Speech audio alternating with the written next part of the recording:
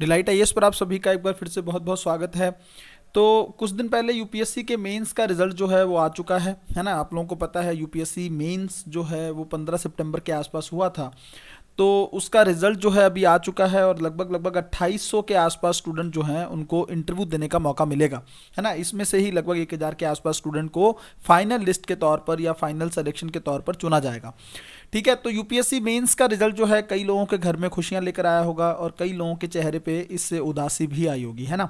तो जो जिनके चेहरे पे खुशियां हैं उनके लिए भी 1-2 मिनट में बात करूंगा, लेकिन जो लोग उदास हैं या जिनका लग रहा है कि मेरा नाम लिस्ट में नहीं है, उनको किस तरीके से एक स्ट्रेटजी को फॉलो करना चाहिए और क्या लर्निंग्स है ना, सीख क्या सकते हैं। देखिए, ये वीडियो बनाना रिजल्ट की अपडेट देना नहीं है, तो वो तो आप लोग कब से जान चुके होंगे। ये वीडियो बनाने का उद्देश्य ये है कि ये जो रिजल्ट आया है यूपीएससी मेंस का रिजल्ट, अगर इसमें आपका नाम नहीं है, ठीक है, कुछ बच्चे ऐसे होंगे जिन्होंने मेंस दिया होगा उनका नाम नहीं आया होगा, वो कैसे इसमें नाम ला सकते हैं, पहली चीज। दूसरा, जो लोग अभी पहले तैयारी कर रहे हैं ना, जिनका अभी फर्स्ट अटेम्प्ट होने वाला है 2024 में, वो लोग ऐसा क्या करें कि उनके साथ ऐसा ना हो कि उनका नाम जो है पीडीएफ में आते आते रह जाए या किसी वजह से ना आ पाए। तो इन चीज़ों को लेकर बहुत ही गहराई से बात करने वाले हैं। मुझे लगता है इस वीडियो से आपको यूपीएससी मेंस को कैसे डील करना चाहिए, किस तरह की स्ट्रेटजी को फॉलो करना चाहिए, इस तरह के सारे आंसर आप लोगों को मिल जाएंगे। ठीक है, जल्दी से देख लेंगे। ये मेंस का रिजल्ट है, आप लोग मुझे लगता है अपडेट अब तक जान चुके होंगे, तो बहुत ज़्यादा इसके बारे में बात करने की जरूरत नहीं है ना। ये कुछ ऐसे नाम हैं जो जिनको आप मान सकते हैं, जिन्होंने मेहनत भी की है और जो लोग लकी भी हैं, है ना। मैंने क्यों कहा कि वो लकी भी है, देखिए, क्या लक का रोल है क्या यूपीएससी में? थोड़ा सा रोल है मेंस में। कैसे? जैसे एग्जामिनर जो होता है ना, एग्जामिनर कौन कॉपी चेक कर रहा है, ये बड़ी इंपॉर्टेंट चीज़ है ना। और सबसे बड़ी चीज़ एक और मैं आपको बोलता हूँ कि उसका मूड क्या है। कई बार क्या होता है, एग्जामिनर अच्छे मूड में होता है तो बहुत अच्छे नंबर देता है, कई बार एग्जामिनर का मूड अच्छा नहीं होता है तो अच्छे नंबर नहीं देता है। अब इसका मतलब ये नहीं है कि आप यूपीएससी पे क्वेश्चन क्रिएट करें कि एग्जामिनर के मूड पे डिपेंड करता है। मैं जनरल बात कर रहा हूँ, है ना। ह्यूमन होने के नाते, मानव होने के नाते आपका एक माइंडसेट रहता है ना। कई बार जैसे आप मान लो मूड की बात भी ना करें, जैसे मान लीजिए पहला और दूसरा सवाल आपने बहुत अच्छा लिखा है मेंस में, है ना, इसको पढ़कर एग्जामिनर बहुत खुश हो गया है। तो वो खुश हो गया कि इतना अच्छा बच्चे ने लिखा है, तो आने वाले क्वेश्चंस में भी उसने अच्छे नंबर दे दिए, है ना। तो कहीं ना कहीं पे बहुत सारी चीजें ऐसी हैं जो डिपेंड करती हैं एग्जामिनर के ऊपर। आपकी कॉपी कौन सी यूनिवर्सिटी के पास भेजी गई है ना, या कहाँ से प्रोफेसर्स को बुलाया गया, ये सारी चीजें जो हैं किस्मत के बलबूते पे ही तय की जा सकती हैं। और इस यहाँ पर अगर आप देखेंगे तो थोड़ा सा मुझे लक का रोल दिखता है। अब क्या सीख सकते हैं मेन से? ओवरऑल अगर मुझे जो अभी तक मुझे पता चला है, हिंदी मीडियम ठीक ठाक परफॉर्म कर रहा है, अभी तक तो यही अपडेट्स हैं। बाकी फाइनल रिजल्ट जब आएगा तभी पता चल पाएगा, क्योंकि आपको पता है कि मेंस के रिजल्ट से आप आइडिया नहीं लगा सकते हो कि कितने बच्चों ने हिंदी मीडियम से क्वालिफाई किया है। लर्निंग क्या है? जिन उन बच्चों के लिए जो लोग सेलेक्ट हो गए हैं, वो आप लोग, मैं आपको यही कहूंगा कि जो डेफ का फॉर्म है बहुत ध्यान से भरिएगा, ठीक है। और इंटरव्यू के लिए समय मत वेस्ट करिएगा। आप ये मत सोचिएगा कि इंटरव्यू जो है अभी टाइम है, आराम से कर लेंगे, ठीक है। और मॉक तो चलो आपको देना ही देना है, वो प्रैक्टिसेस के लिए ज़्यादातर इंस्टीट्यूट आपके लिए फ्री रखते हैं, बट इसके अलावा खुद के स्तर पर भी मेहनत करनी है। जैसे अपने बायोडाटा को लेकर बहुत अच्छे से तैयारी कर लीजिएगा। दूसरा, जिस गांव या शहर से आप बिलोंग करते हैं वहाँ पे क्या क्या चीज़ें हैं उसके को लेकर अच्छे से तैयारी कर लीजिएगा। आपकी हॉबी क्या है उसको लेकर ध्यान से वर्क कर लीजिएगा। चौथा, जो आपका ऑप्शनल रहा है ना, ऑप्शनल या जिससे आपने ग्रेजुएशन वगैरह की है, मास्टर डिग्री वगैरह की है, उसमें कौन से सब्जेक्ट हैं, अगर आपकी एजुकेशन में गैप है, क्यों गैप है, ये सब चीज़ें, क्या करना चाहते हैं आईएएस बनने के बाद, ये सब चीज़ें, बहुत बड़ा एक अच्छा लॉजिक होना चाहिए आपके पीछे। और एक ही चीज़ इंटरव्यू वाले बच्चों के लिए कहना चाहूँगा, झूठ मत बोलिएगा, है ना। एग्जामिनर के सामने, वहाँ पे बोर्ड के सामने 1% अगर आप झूठ बोलते हैं या एक लाइन भी झूठी बताते हैं, वो लोग आपको पकड़ लेंगे, है ना। हमेशा के लिए विश्वास खो देंगे, तो इसलिए झूठ बोलने से बचिएगा। जैसे हैं वैसे ही उनके सामने रखिएगा। ऑफिसर वाली क्वालिटीज अपने अंदर लाके, जितना आपको क्या लगता है आप क्यों आईएएस बनना चाहते हैं, क्या सच में डिजर्व करते हैं आप, उन सब चीजों को काम करके आपको इंटरव्यू के बोर्ड के सामने जाना चाहिए, ठीक है। तो मेरी बहुत शुभकामनाएं हैं उन बच्चों के लिए जो बच्चे मेंस क्वालिफाई कर चुके हैं। मेरी पूरी दुआ है कि आप लोग इस बार फाइनल लिस्ट में आ जाएं, ठीक है।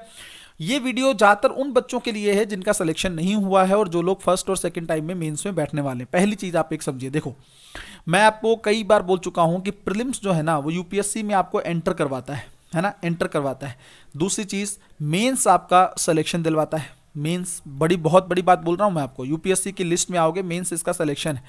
तीसरी चीज़, जो इंटरव्यू होता है ना वो आपकी रैंक तय करता है। इंटरव्यू के माध्यम से आपको क्या मिलता है कि आपकी रैंक क्या होगी। अगर इंटरव्यू में बहुत अच्छा स्कोर तो रैंक बहुत अच्छी, अगर इंटरव्यू में स्कोर कम तो रैंक कम।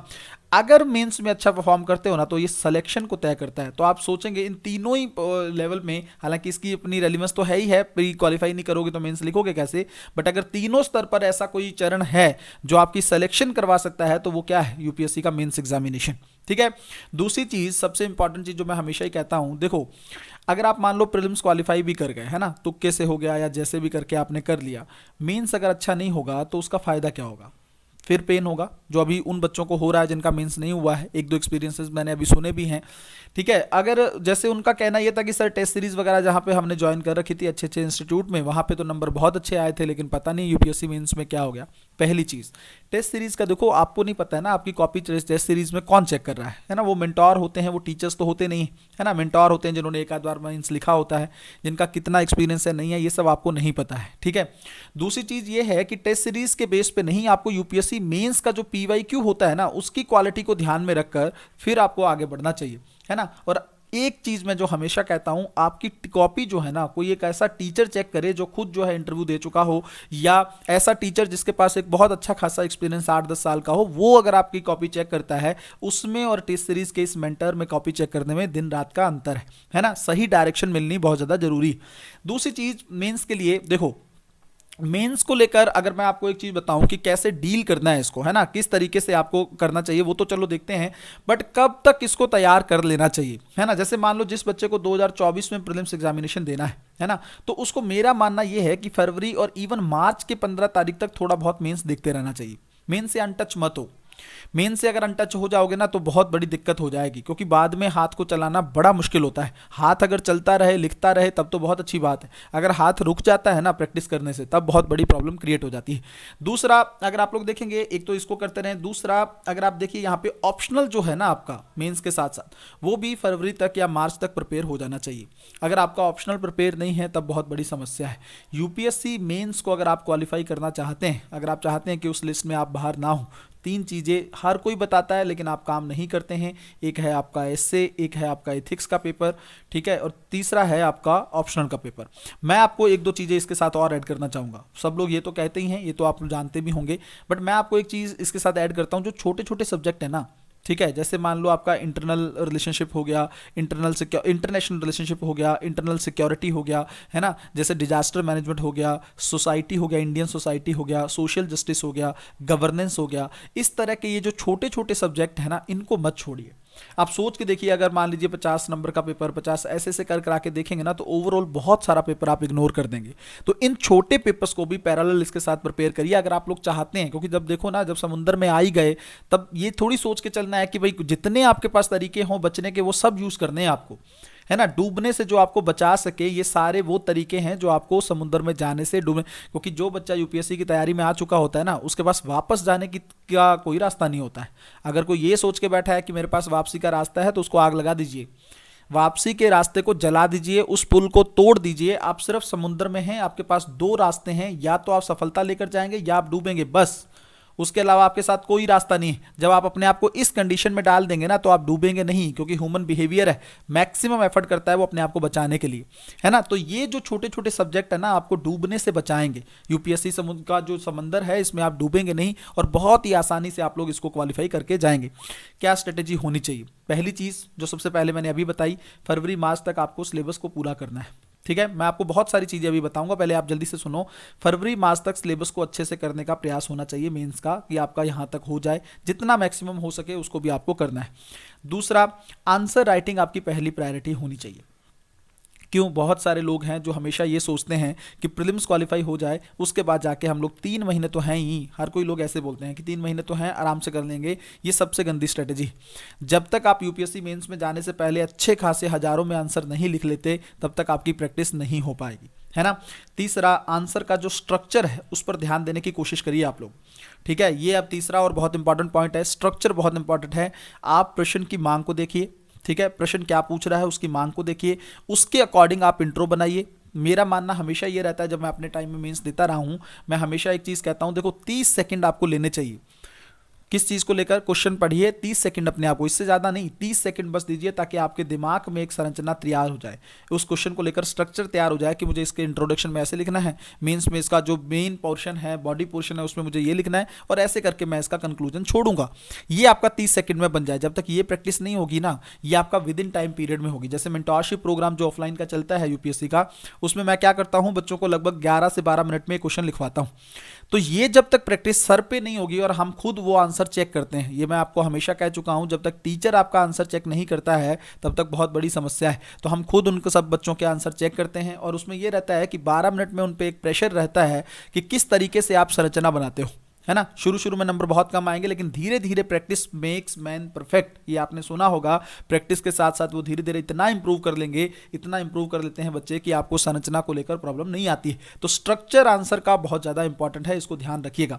उसके अलावा कौन सी चीज़ों पर काम करने की जरूरत है? दूसरा, जैसे जो फैक्ट होते हैं ना यूपीएससी में, जैसे जैसे आप लोग जब लोग प्रीलिम्स तैयारी करते हो ना, प्रीलिम्स की, तो उसी टाइम पे आप लोग बहुत सारे फैक्ट को पढ़ते हो, उन फैक्ट को अपने साथ ऐड करते रहो, है ना। जैसे यूपीएससी में अगर आप देखेंगे कोई रिपोर्ट आई है ना, किसी रिपोर्ट के बारे में वो अलग से डायरी बना के रखिए, पीएम का कोई स्टेटमेंट है वो डालते रहिए, इकोनॉमिक सर्वे का कोई पॉइंट है वो डालते रहिए, है ना। साथ में बजट का कोई इशू है वो डाल दीजिए, न्यूज में कोई बहुत अच्छा पॉइंट है, सीजीआई का है, राष्ट्रपति का है, वो डालना चाहे वो डाल दीजिए आप, है ना। एनवायरमेंट को लेकर यूएनएफसीसी की कोई रिपोर्ट है, कोई इंडेक्स है, ये सारी चीज़ें एडिशनल तौर पर आपको नोट करके अलग से रखनी चाहिए, है ना। तब जब आप ये चीज़ें करके रखोगे ना, तब कहीं ना कहीं पे आपको बहुत ज़्यादा बेनिफिट होगा इसका यूपीएससी मेंस में, है ना। दूसरा, अगली एक चीज़ ये है, पांचवा छठा जो भी पॉइंट आप लोग पीछे देख लीजिएगा, पांचवा पॉइंट ये है कि आपकी ना ये होना चाहिए कि आप मैक्सिमम क्वेश्चन को अटेम्प्ट कर सकें। जैसे जिनका क्वालिफाई नहीं हुआ है उनका एक चीज़ मैंने सुना अभी, वो कह रहे हैं कि मेरे 2 से 3 क्वेश्चन हर पेपर में छूटे हैं। तो ये जो चीज़ है ये मत करिए आप, है ना। क्वेश्चन नहीं आ रहा है आपको, पेनाल्टी से बचने के लिए आप करें तब तो ठीक है कि छोड़ दीजिए 1 या 2 क्वेश्चन, बट कोशिश करिए कि लगभग 18 से 19 क्वेश्चन आप 20 में से जरूर अटेम्प्ट करें, और हो सके अगर आपको 20वां भी आ रहा है, थोड़ा बहुत पता है, तो 20वां भी जरूर अटेम्प्ट करें, ठीक है। एक और पॉइंट जल्दी से बता देता हूं पेनाल्टी को लेकर, है ना। बच्चों को पता नहीं है पेनाल्टी क्यों कटती है, हालांकि यूपीएससी ने तो कोई देखो इसके लिए डायरेक्शन दिया नहीं, बट मैं आपको बता देता हूं किन आधारों पर पेनाल्टी कटती है। पहली चीज़, आपको गवर्नमेंट के अगेंस्ट नहीं लिखना है, मैं कई बार बता चुका हूं। दूसरा पॉइंट, आपको यह ध्यान रखना है आपको महिलाओं के अगेंस्ट नहीं लिखना है। तीसरा पॉइंट, जो लाइन होता है ना, बाउंड्री दी होती है, इस बाउंड्री से बाहर नहीं लिखना है आपको, ठीक है। कॉपी जो होती है ना आंसर राइटिंग वाली, इससे एक भी वर्ड इससे बाहर नहीं जाना चाहिए, ये नेगेटिव पॉइंट है ना। चौथा, जो प्रश्न नहीं आता है एकदम उलट आंसर नहीं लिखना है। जैसे प्रश्न पूछा गया साइंस टेक का, आप कुछ और ही लिखना है, तो यूपीएससी को लगता है आप मुझे बेवकूफ़ मत बनाइए। अगर आपको आता है तभी आप उस क्वेश्चन को अटेम्प्ट करें, वरना छोड़ दें। मुझे ऐसा लगता है कि लगभग 18 से 19 क्वेश्चन होते हैं जिसके बारे में आपको थोड़ा बहुत पता होता है। 1 या 2 क्वेश्चन ऐसे होते हैं जो एकदम अजीब होते हैं, उनको छोड़ देना चाहिए, अभी के लिए छोड़ देना चाहिए, क्योंकि पैटर्न चेंज हो चुका है, ठीक है। तो ये कुछ चीज़ें ऐसी हैं जो मुझे लगता है मेंस के पॉइंट ऑफ व्यू से आपको ध्यान में रखनी चाहिए। आपका ऑप्शनल बहुत बेहतरीन होना चाहिए, उस पर आपको काम करना है, लगातार काम करना है। मेंस के लिए मैं बार बार एक ही चीज़ दोहराता रहूँगा, आप लोग माने ना माने, आपकी कॉपी जो है, आंसर राइटिंग जो है, वो बहुत बेहतरीन लेवल पर होनी चाहिए। रेगुलर आंसर राइटिंग की प्रैक्टिस हर सब्जेक्ट में, कई लोग कहते हैं कि देखो बड़े बड़े सब्जेक्ट में आंसर राइटिंग कर लो, बाकी में करने की जरूरत नहीं, तो फिर ठीक है, उसी तरह का रिजल्ट आप देखते हैं।